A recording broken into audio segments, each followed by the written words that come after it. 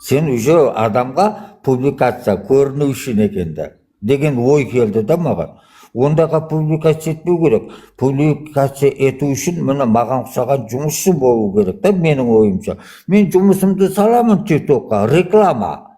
Бірер жарым шоферлар көрсе, басқалар көрсе, сол жұмысын әкелсе, мен соны жасасам, әйтеуір мен теңгесін алам, ол жұмысың результатын алады. Міне бұны реклама жасаса болады. Алланың алдына кетіп атырған, оны неге жұртқа реклама жасайды? Мен соған таң қалдым да. Ондайды мен оправдать етпеймін. Себебі обнадежить етпеймін мен олар. Мен үшін Аллаға бардым ба, ол жан-жақтағы барлық нәрсені ұмыту керек. Осы жерден жолға түсті ма, кетсін, тек Құдайына сен. Надо будет сояқта өліп кетсін. Себебі ол Аллаға баруға подготовка. Алланың жаңелдегі құдіретінің ең алғаш көрсетілген жері. Оның мен историясын көргенде де, ол жерде бір адам құсаған бойындай үлкен тас, алғаш тас тұрған екен. Жерден 1 метрдей биіктікте. Көрдіңіз бе, сол құдірет қой, енді Алланың құдіреті. Сондайды айтқан болса, Алла мысал үшін Меккені қасиетті қылып шығарған болса, мен бүйтіп ойлаймын. Алланың құдіретіні көр дегендей. Оны даже соғысында, басқасында құстарға шейін қорғаған. Сол бәрі Алланың әмірі барып жеткеннен кейін сол жерді кәпірден басқа дегеннен қорғады ғой, яғни дұшпандардан. Дұрыс па? Кәпір дегенде әйтеуір... Дұрыс айтасың, дұрыс айтасың. Жұрттың бәрі кәпір емес қой, мұсылманның ішінде де кәпірі бар. Құдайдан қорқпаған адамнан қорқ деп бекер айтпаған ғой. Значит, олар кәпірге санаймын мен оны. Мынаны қараңыз. Мен сізге бір аңыз айтып берейін. Бір екі жолаушы кетіп жатса дейді жолда да. Сонда бір-бірінен баласын сұрапты, перзентін, қанша перзентің бар деп та. Сонда біреуін айтқан екен, менде 6 перзентім бар. Анаған десе, одан сұраса, ол 1,5 деп айтқан екен. Бұл қалай түсінеміз 1,5 деп. Сонда айтқан екен де, мені негізі 10 балам бар. Түбірі халықты ойлайтын біреу-ақ бар деген екен де, көрдіңіз ба? Нұрым, Шайман, Иса, Қыпшақпын. Мен Қыпшақ бауырым кеп қапты ғой, Алла қолдасын. Өле Қыпшақты көргенде қатты қуанып кетем. Өйткені өзім нелерім ғой бауырым. Света, Элсама. Ағайындар, біреулеріңіздің аттарыңызды оқи алмадым, айып етпейсіздер. Қолдағандарыңызға Алланың нұры жаусын, үлкен рахмет. Тілеген тілектеріңізді берсін Алла. Сөйтіп, жаңелдегі неге 1,5 дегенде айтқан, анау біреу-ақ жұрт қамыны ойлайды. Қағаны бәрі жартыға санағам деген екен. Көрдіңіз ба? 9-ны жартыға сана жіберген, біреуіне-ақ бүтін деп санаған екен да. Соған құсап, ел қамын, жұрт қамыны бұлай ойлайды ғой. Міне, мен кешегінде менің әйелімде кетіп жатыр Меккеге да, сол қажылыққа ба, сол Мекке Мадина. Сонда мен айтам, жол серігі бар, жеңгесі екеуі кетіп жатыр. Өйткені інілері, анау жеңгесіне қайын болады, менің әйелім інілері, олар кетіп жатыр. Сонда мен оған айтам, жол серік, ол саған жол серік болады. Мен саған өмір серікпін, мысалшында, саған жол серік жеңген екен. Значит, жол серіктің қасиеті қандай? Бұлай деп айттым да оған. Не болса да, ананың жеге, сендер барып ол жаққа қарын тойдырып, жеп ішіп кайфовать етуге емес. Сен сондай сынауға кетіп жатырсың. Только сен жаныңда бір баклажка суды алып жүрсең болады. Мен саған соған добро беремін. Сенде суың жаныңда жүрмесін, қалмасын да, жаныңнан айырылмасын. Себебі ашыққа шыдайды адам, суға шыдау қиын. Қанша шансың бар, желательно жаныңда 1 литрдей баклажкада су жүрсін деймін. Ояққа тамақ жеуге емес, зиярат қылуға барады.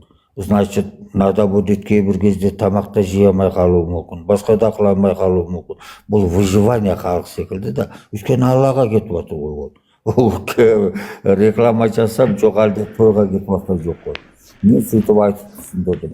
Сол үшін не бір түйір құрма жесең де, бір түйір мейіз жесең де, жаныңдағы жол серік жеңгеңнің қалыңын сұрап қой. Қалай, қарын қалай, менден мынау бар, бөлсек дегенде қылып, бір-біріңе ананың қарны сенің қарның, сенің қарның оның қарны дегендегідей бір-біріңе ой өрсің сондай болсын. Ал мен ойламай қой, сен Меккеге кетсең кете бер, мен мына жақтан келдім да, мен может басқа үйленіп алатын да шығармын.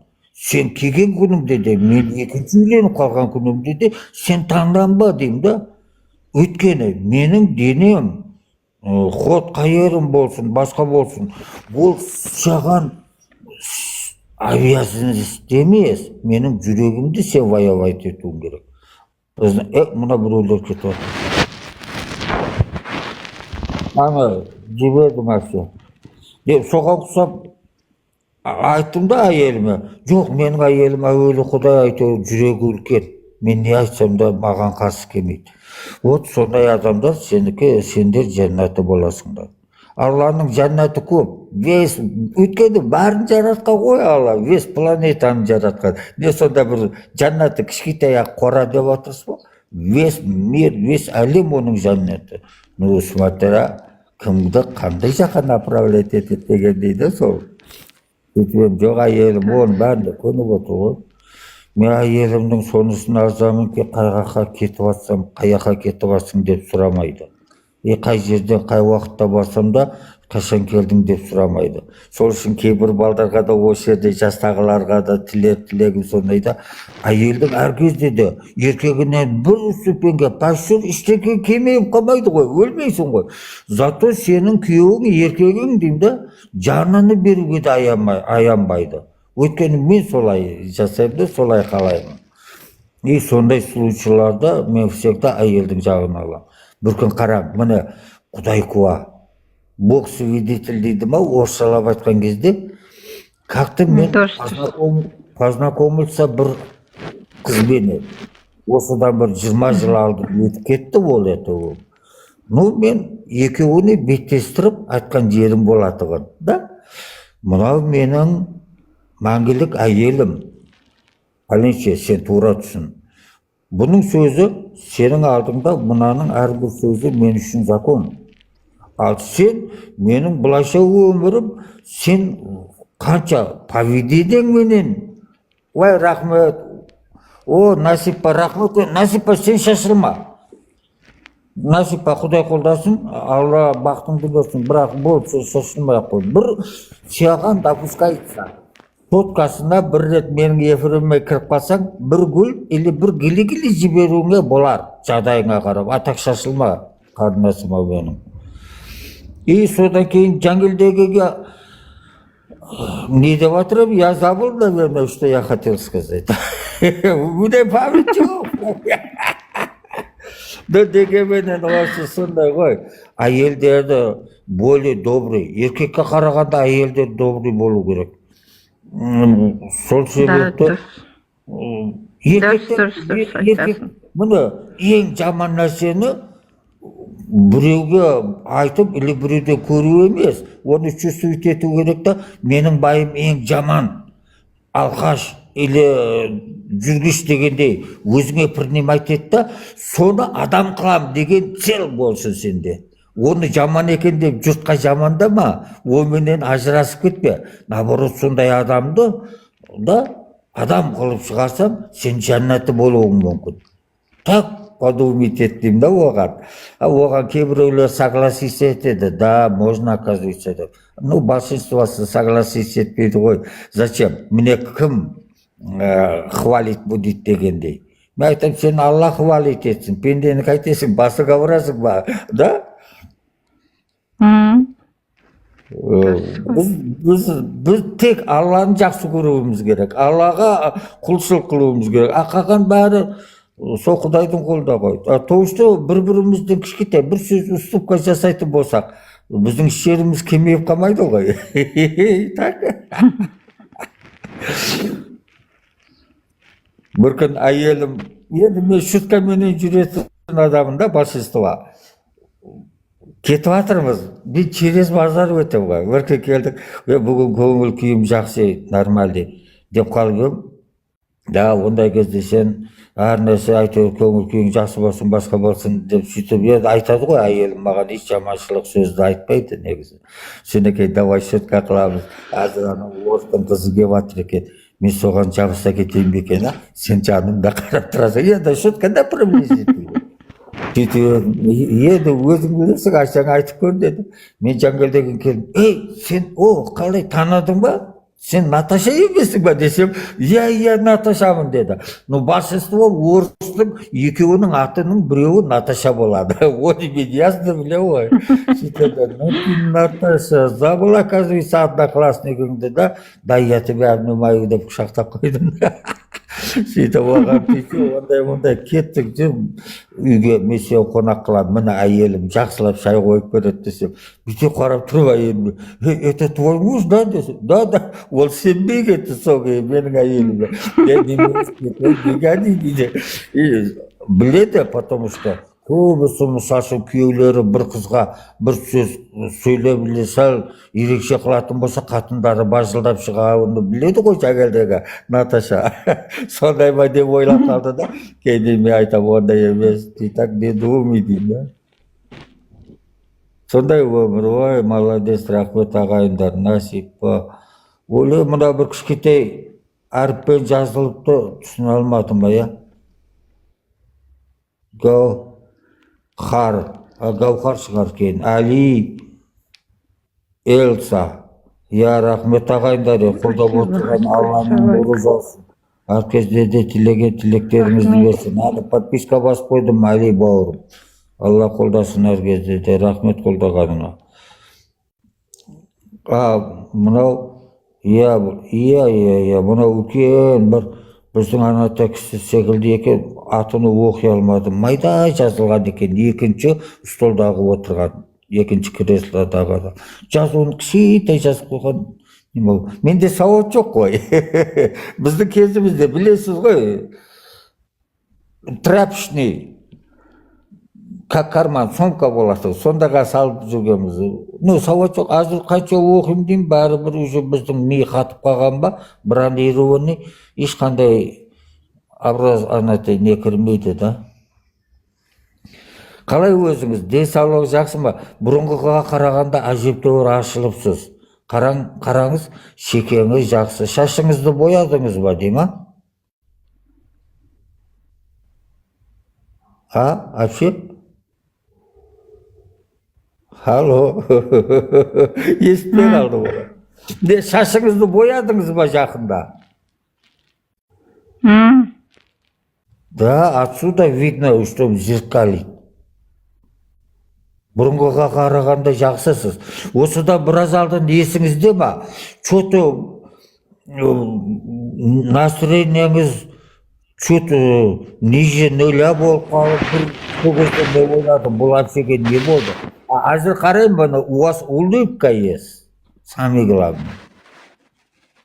Значит, что-то у вас внутри был какой-то грустность, да? В те время. А сейчас нет. Әр кезде де ойнап Бәрі жақсы ғой. Бәрі жақсы. Әр кезде де ойнап күліп жүріңіз. Это жизнь всем у всех останется, пройдет. Өз-өзіңізді қорғаңыз, да? Берегите себе, одним делом, по-русски. Да. Бір күн бір орыстың қызымен танысып қалдым да, анекдот айтып бердім болған. Может, сіз де естіген шығарсыз. Қазақтың Қошқар деген жігіті орыстың қызыменен таныспағандағы атына айтады ғой да, енді ол между нами ғой бұяқта да, по өмірде. Мен соған сондай бір приколдағым келді, и маған удалось. То, что хотел прикалывать, то мне удалось, да. И оған айтам, шын кезде ана Қошқар деп атқанда орыс қыз Қошқар не екенін білмейді ғой, атты жаңылдегі жігіттің. Ол сонда айтқан, ну ладно, ты барана знаешь десе, да, знаю десе, вот я его. Оның қошқарымын деп айтпақшы болады да. Ой, күлімшексінеміз қатып қалады. Сондай шуткалардың бәрі бар да. Ой, левица қарындасым келді. Ой, Алла разы болсын қарындасым, бақытты болыңдар. Ондай шуткалар жүдә көп, анекдоттар по-разному есть. Азанда кешкесе отырып айта берсеңіз бар ғой, это смешно, ішегіңіз үзіліп кете жаздайды. Но өкінішке орай оны не всегда говорим, да мен. Вот мне еще про Чукча есть анекдот. Вот два русских идет, дейді. Смотрит, а Чукча. Чукча стоит, метр взял, да, на руки. Сөйтіп да бір ұзын ағашты тігінен қойып алып, секіріп өлшей алмай жатыр екен да. Сөйтіп тұрса, жаңалдегі екі орыстың баласы, Чукча, что делишь, десе, да вот, высота могу верить, не могу, десе, ну, ложи да мери деген ғой. Десе, нет, тогда дубина получится деген екен. Вот, нет, тогда дубина получится деп айтқан да. Так ол қаяқтан білді. Еще бүйтеді, мосттың үстінде біреу отыр дейді, сондай Чукча, наверное, кирпич кидает на воде, да? И один встречный пришел, ему говорит, Чукча, что сидишь, кирпич кидаешь, дейді. Вот там он вообще говорит, вот смотри, удивленный говорит, смотрите, кирпич квадратный, да, говорит? Да, вот как ты на воде кидаешь, а это круглый получается. Почему так говорит? А вода не вода. Как хлеб и по кругу образуется, и круг появляется. Гадает, почему кирпич квадратный, а в воде круглый. Да, анекдоты разные есть, да.